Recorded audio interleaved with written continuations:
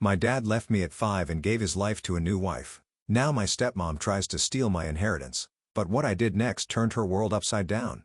I'm 25 years old, work full-time, and currently live with my grandma. I've been with her for as long as I can remember. My mom passed away when I was really young, so it's just been me and my grandparents for most of my life. My dad, well, he pretty much vanished after my mom died when I was 5. He left me with my grandparents and just disappeared. I have no brothers or sisters, no one else to turn to. Just my grandma and grandpa. I used to ask all the time, when is Dad coming back? My grandma would always smile kind of sadly and tell me not to worry. Eventually, I got it. He wasn't coming back. So, yeah, it's been me and them ever since. My grandparents were in their 50s when they took me in.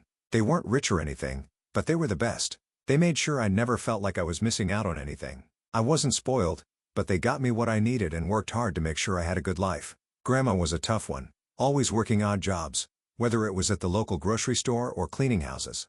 She never complained, always smiling, always taking care of me. I still remember how proud I felt when I started school. My grandma saved up enough to buy me this cute little backpack with cartoon characters on it. It was bright pink, and I think I wore it out in about a month from carrying it around everywhere, even when I wasn't in school. I know it wasn't easy for them to get me nice stuff like that, but they always found a way. That's just how they were. As I got older, I started to realize how hard they were working to keep everything together. My grandpa, before he got sick, had a regular job at the post office.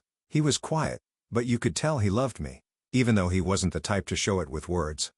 I'd catch him sneaking candy into my lunchbox or letting me watch TV past bedtime when Grandma wasn't looking.